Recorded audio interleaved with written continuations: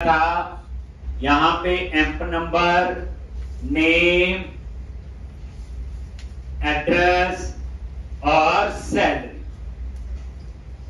और save button पे click करें तो ये सारी इंफॉर्मेशन कहां सेव हो गई थी? डेटाबेस के अंदर हो गया था। अब हमारी रिक्वायरमेंट है डिस्प्ले पे क्लिक करें तो ये सारी इंफॉर्मेशन लिस्ट बॉक्स में आनी चाहिए। डिस्प्ले पे जैसे क्लिक करते हो ये सारी इंफॉर्मेशन कहां आनी चाहिए? लिस्ट बॉक्स में। ठीक, डिस्प्ले पे क्लिक किया, लिस्ट बॉक्स में सारी इंफॉर्मेशन आनी चाहिए। तो डिस्प्ले बटन के क्लिक में अब हम कोड लिख रहे थे। ये लिस्ट बॉक्स है, इसमें एम्प्लॉय नेम डिस्प्ले करवाने हैं। क्या करवाने हैं? Employ name. तो कल क्या करवाया था? ये डिस्प्ले का बटन है, डबल क्लिक किया, यहां पे आ गई और ये देखो एसक्यूएल कमांड क्लास का ऑब्जेक्ट बना लिया, बताया हुआ। कमांड टेक्स्ट में वो क्वेरी लिख दी, ये इनलाइन क्वेरी। जब भी कोई क्वेरी सी शार्प के कोड में, पीएचपी, जावा, पाइथन के कोड में डायरेक्ट लिखते हैं तो उनको हम कहते हैं इनलाइन क्वेरी। और इनलाइन क्वेरी से काम करना ठीक अप्रोच नहीं होगी, वो मैं नेक्स्ट असाइनमेंट में समझाऊंगा। फिर कनेक्शन, कहां पे ये क्वेरी एग्जीक्यूट होगी, ये डाटाबेस का कनेक्शन। और उसके बाद एसक्यूएल डेटा रीडर। अब एसक्यूएल डेटा रीडर जो है आपका, ठीक, तो यहां पैरामीटर नहीं है। तो बताया था जितने क्वेरी में पैरामीटर हो हमें उतने पास करने हैं। इस क्वेरी में कोई पैरामीटर नहीं है। पैरामीटर की पहचान होती है @ लगाए। जैसे हमने कल इंसर्ट क्वेरी में लिखा था, ये देखो @ENO, @नेम, एड्रेस और सैलरी। फिर हमने ये चारों पैरामीटर पास किए थे। लेकिन यहां पे एक, यहां मुझे पैरामीटर पास करने की, क्योंकि इसमें कोई पैरामीटर है ही नहीं, कोई @ नहीं लगा हुआ। ठीक, अब यहां तक की कहानी पता थी, हम इस नई क्लास पे काम करने वाले थे। ठीक, तो अब डाटाबेस से डाटा फेच करना है।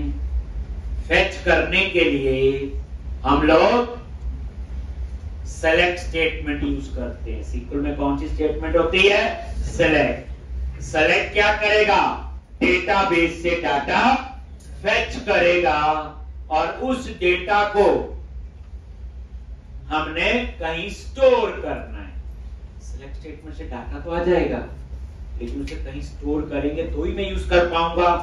तो एक नई क्लास हम यूज कर रहे हैं, एसक्यूएल डेटा रीडर। पहली बात, एसक्यूएल डेटा रीडर किसके लिए यूज होती?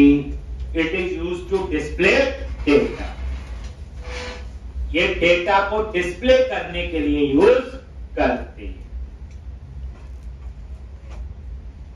Use to display data. It is read only. ये रीड ओनली है, इससे मैनिपुलेशन नहीं होती, सिर्फ डिस्प्ले के लिए। It is read only. और उसके बाद लिख सकते हो इट इज फॉरवर्ड ओनली। ये फॉरवर्ड ओनली भी होती है। फॉरवर्ड ओनली का मतलब क्या है? नेक्स्ट। फॉरवर्ड ओनली का मतलब होता है नेक्स्ट। नेक्स्ट का मतलब है पहले पहली रो रीड करेगा, ऑटोमेटिकली दूसरी रो पे जाएगा। जब दूसरी रीड कर लेगा, ऑटोमेटिकली तीसरी पे जाएगा। तीसरी रीड कर लेगा, अपने आप ही चौथी पे जाएगा नेक्स्ट टाइम। लेकिन चौथी से तीसरी पे नहीं आ सकता, दूसरी पे नहीं आ सकता। दैट्स व्हाई ये क्या है? Forward only. फॉरवर्ड ओनली का मतलब होता आगे ही जाए। इसलिए जो एसक्यूएल डेटा रीडर है, ये डाटाबेस से डाटा रीड करने की ये फास्टेस्ट अप्रोच है। इससे फास्ट अप्रोच ASP.NET में और कोई नहीं। हम और भी तरीके सीखेंगे रीड करने के, लेकिन परफॉर्मेंस वाइज इससे बेटर नहीं हो। तो एसक्यू डेटा रीडर जो है ये फॉरवर्ड ओनली होता है। इसका मतलब है fastest way to retrieve data from database. Database से डाटा रिट्रीव करने के लिए अगर आप एसक्यू डेटा रीडर यूज कर रहे हो तो आप फास्टेस्ट वे यूज कर।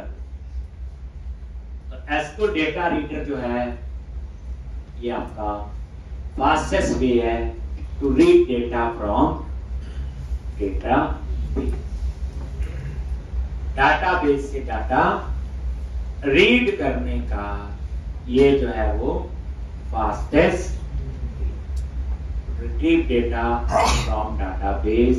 तो एसक्यू डेटा रीडर जो होता है बच्चे ये फॉरवर्ड ओनली होता है। फॉरवर्ड ओनली का मतलब है अगर 5वें रिपोर्ट पे पहुंच गए तो वापस फर्स्ट पे नहीं आ सकते। ये है फॉरवर्ड ओनली, इसलिए परफॉर्मेंस वाइज ये बेटर होता है। जैसे बच्चे आपने दिल्ली जाना है, डीलक्स बस में जाओगे वो चंडीगढ़ से दिल्ली रुकेगी, नॉर्मल पैसेंजर बस में जाओगे पता नहीं वो अम्बाला से ना वापस आ जाए।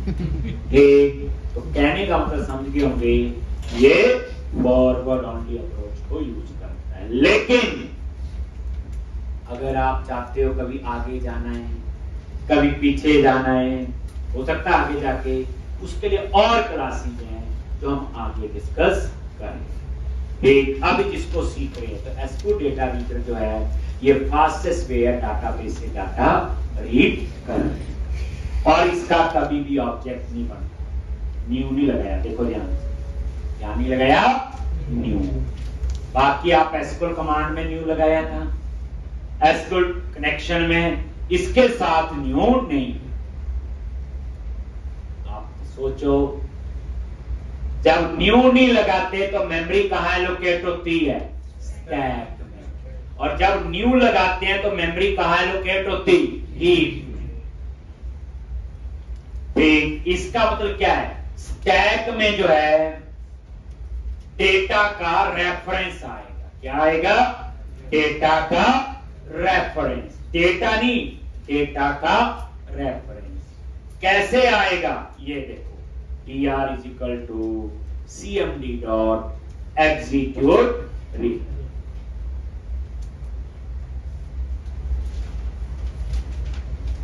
dr is equal to